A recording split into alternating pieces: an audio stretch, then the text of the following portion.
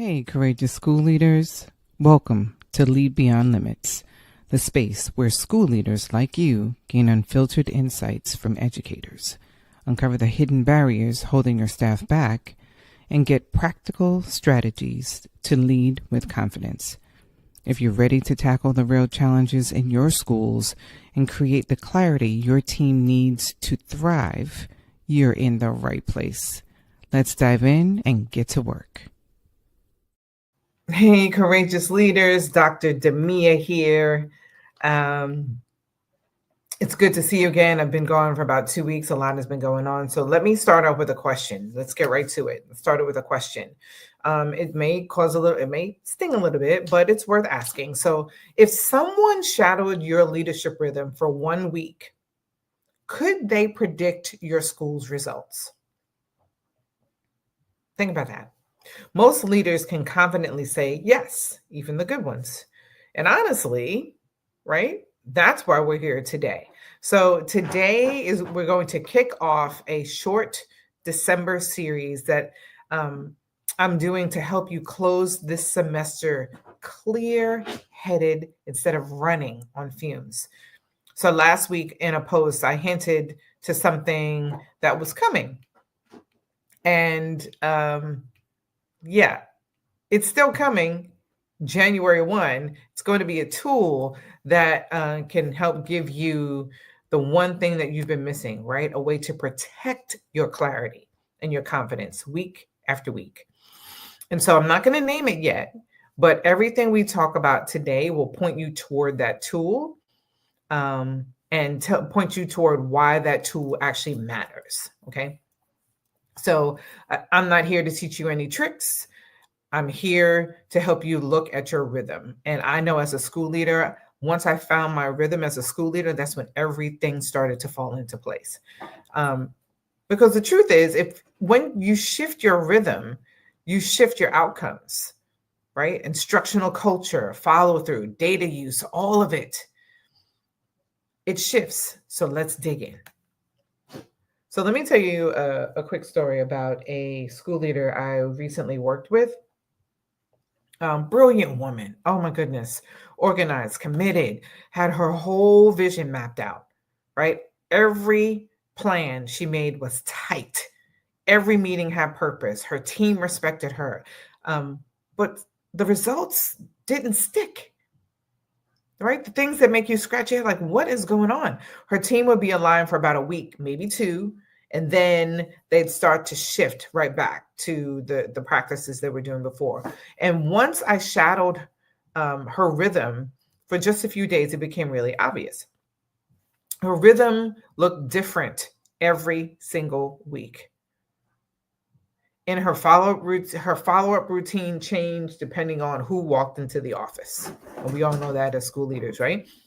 Her meetings were solid, but they didn't have a repeating flow that carried clarity into action once people left that meeting. And once we tightened that rhythm, no, not her personality, not her charisma, not her plan, just her rhythm, everything in the building started to change, right? And so that brings me to 3 truths I'm going to share with you tonight. Leaders don't lack clarity. They lack clarity that lasts. Okay. So I need you to hear this clearly. For weeks, I've been talking about how leaders need clarity, and that is still very true. But here's what I've noticed in conversation after conversation with leaders across different districts. Leaders don't actually lack clarity. They actually lack clarity that survives the week, beyond the week. Not Monday clarity, not PD clarity, not fresh off a walkthrough clarity, but I'm talking about the kind of clarity that stays intact long enough for it to influence your team and to show up in classrooms, because that's what matters. So you already know what matters in your building. You know the priorities. You know the standards your kids must master, the teachers who you need to support, the systems that your buildings need to function. Clarity itself isn't the issue. The issue is how quickly it gets diluted once the week starts moving. Most leaders can hold clarity for 3-4 days if the stars align, right? But after that, emails, fires, interruptions, discipline issues, staffing gaps, and then suddenly the clarity that felt sharp on that Monday becomes a fog by Thursday afternoon. So the real question isn't, do you have clarity? The real question here is, where does your clarity leak? And your clarity never leaks in the big dramatic moments, those that you've prepared for, right? It leaks in the repeatable parts of the week, the meetings that run too long, the priority that changes with every single crisis, the follow up that gets pushed into next week. You know what I'm talking about? The agenda that you never finished, the plan that everyone agrees to, but no one actually carries out. Those micro leaks become macro problems. And I want you to sit with this for a sec. It's not your ability that's slipping, or passion or commitment, because you have that. It's the absence of a rhythm that protects the clarity that you have. So clarity without a rhythm is temporary. Okay, clarity with rhythm is leadership. That becomes your leadership. And that's exactly what what we're heading into in the next series on December 8th, next Monday, because the moment your clarity fades, you slide into this reaction mode leadership, which I see time and time again. It's not sustainable. And reaction mode is the fastest path to exhaustion, inconsistency, and definitely misalignment. We're not unpacking that today. That's next Monday. But I need you to see the setup here. Leaders don't need clarity. They need clarity that lasts. That's what's needed. Let me tell you the second truth now. The leadership rhythm predicts your follow through. So let me say something, because sugarcoating, I'm going to say it plainly, because sugarcoating is not going to help anyone, right? We do that too much in public education. Your team doesn't follow inspiration. They don't. You can inspire them all day long.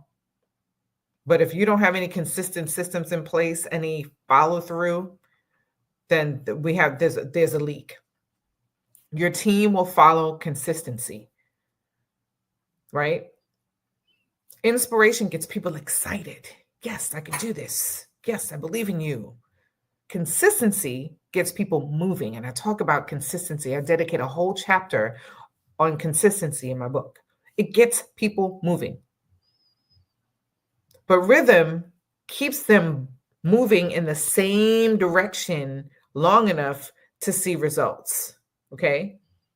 Here's what I've noticed working with leaders in schools across different districts. Most teams struggle because they don't know what's going to matter next week. When the leadership rhythm shifts depending on the fire of the day, your team learns to wait instead of acting.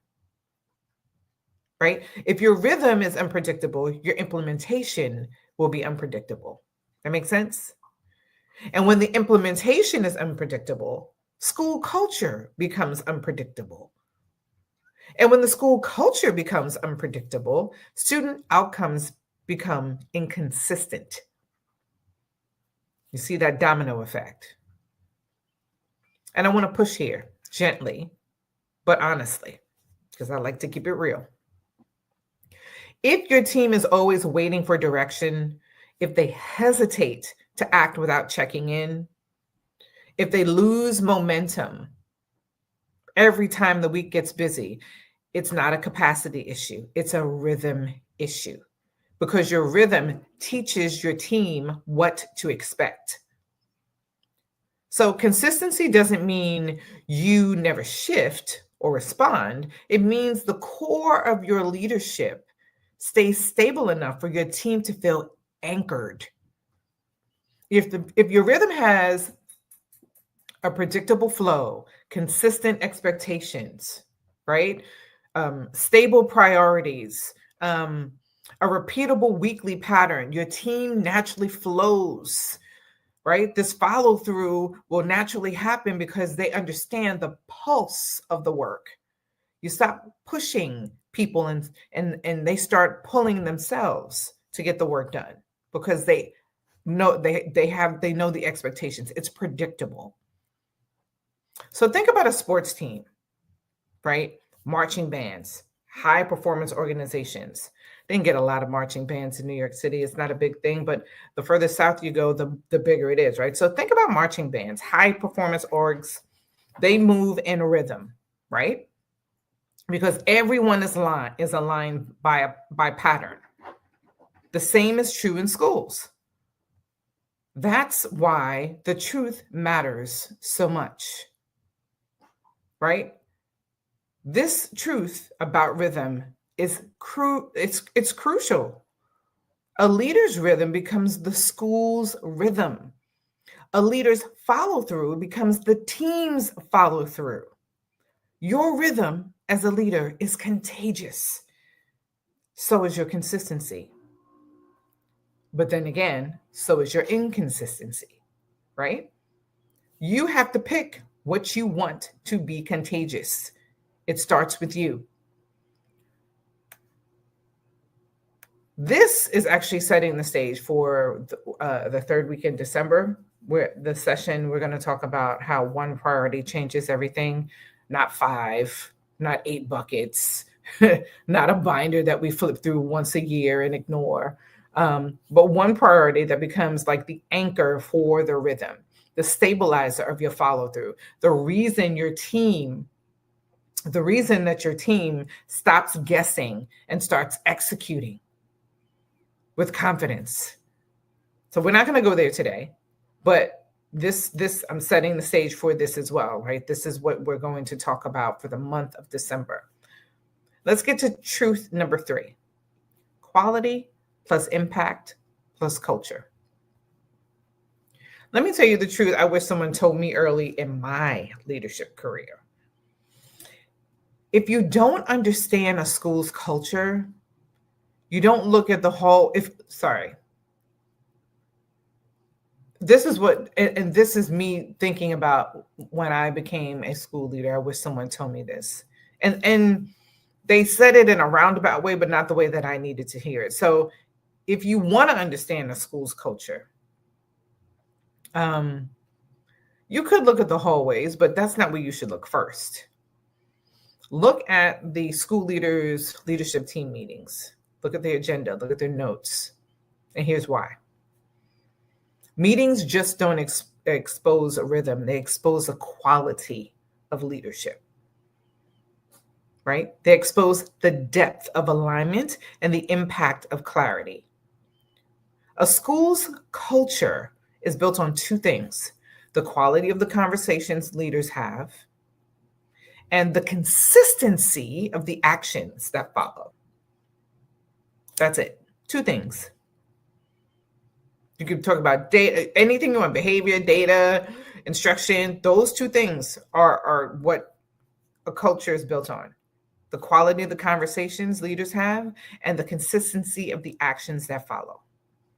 So if your meetings are rushed, unclear, unfocused, or constantly shifting, you will see that same pattern everywhere else in the building. If your meeting is thoughtful, intentional, grounded in purpose, your school will mirror that too. So let me expand a little bit on that equation, right? It's not just messy meetings equal messy follow through. It's deeper than that. Low quality meetings create low impact actions.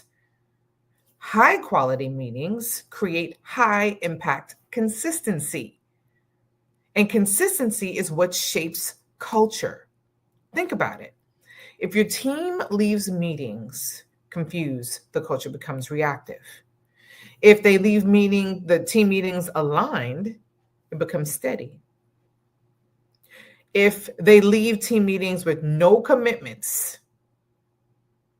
the culture becomes passive. And the inverse is if they leave these team meetings with clear direction, the culture becomes results driven. And that's what you want. What you see in classrooms and PLCs and in grade level teams is a direct reflection of what happens in the room when leaders meet. You and your leadership team. And this is what we're going to talk about on the 22nd of December, right? I'm going to pre-record that one because it'll be holiday, right? The leadership week that works. I'm going to dig deeper into that. Right? The leadership week that works matters so much because the quality of your leadership week determines the quality of your school's instructional week. And I'm not going to unpack that now. Like I said, that's happening later on in December. But my only goal right now is to help you see this one clearly. Your meetings don't lie. They predict your culture long before your data even does. You want to go in and help out a school? Ask the school leader to look at their leadership team meetings and their agendas and their notes. That'll give you a really clear picture. Okay. So here are some steps that you can take right now. The first step is audit your leadership leaks. For 3 days, just observe. And now's the perfect time to do it right before Thanksgiving or as soon as you come back, like that first week after Thanksgiving. Where does the clarity break down? Which day, which meeting, which transition? Don't fix anything this week, right? Simply study your own leadership. And this will become the foundation for what's coming January 1st. Step 2, choose one weekly anchor. Just one, not 5, not 10, one. Something that you do every week that grounds your leadership. For example, a Monday check-in, a 7-minute team alignment, a weekly clarity reset, a consistent closing question for every meeting. Remember, rhythm grows through repetition, not ambition. And then the third step that I want you to take is to tighten one meeting. Pick the meeting that frustrates you the most. Don't avoid it. Walk toward it. Pick the meeting that frustrates you the most and tighten one part of that meeting. It could be a shorter, cleaner agenda. It could be better follow through, at the bottom when you have those action steps, who's going to do what when. A consistent closing commitment, right? One repeating question that sets the expectation for the meeting and for what's to happen once everyone leaves the meeting. So just tighten one meeting, just one part of it.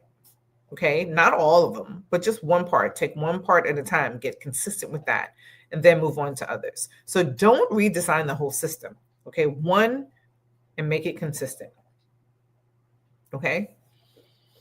Hopefully you have grabbed your clarity and confidence reflection guide while we are talking through this. If not, I will DM me and I will send you the link. It's absolutely free. It's a guide that help you think through the conversation as we are engaged in it, as you are watching.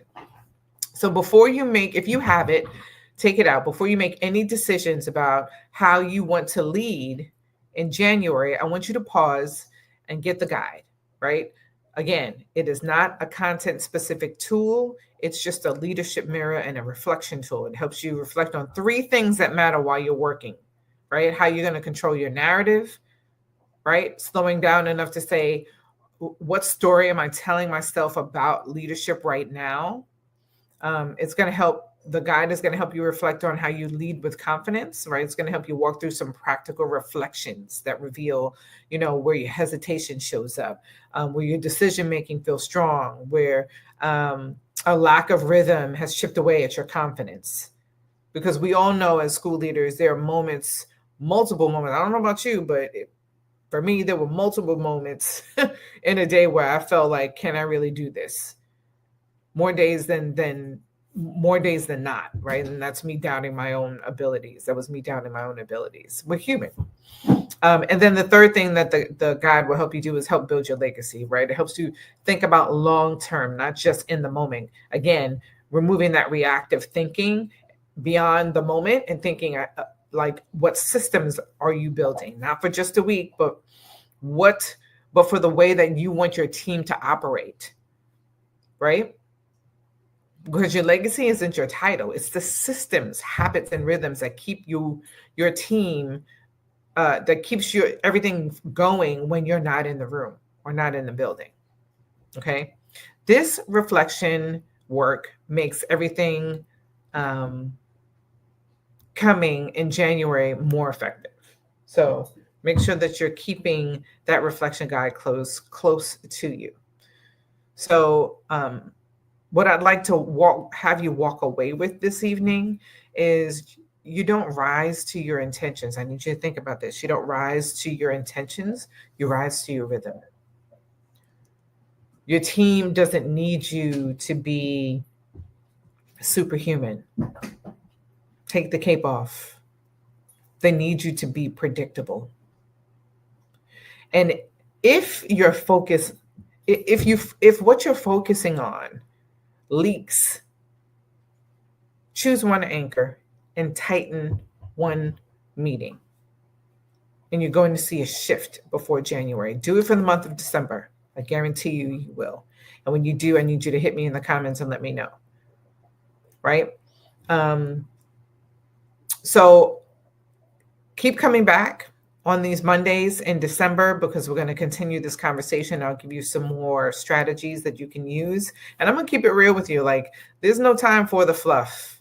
There's no time for the, we're adults, we're grown, but our kids are the ones who need the most support, and we have to man up and make sure that we are giving them the support that they need. And that means sometimes telling some hard truths. So I'm here for it. And as always, until next week, I want you to keep leading beyond limits. And when the new resource drops at the top of the year, you'll be ready for it. Okay. Keep leading beyond limits. Have a great evening.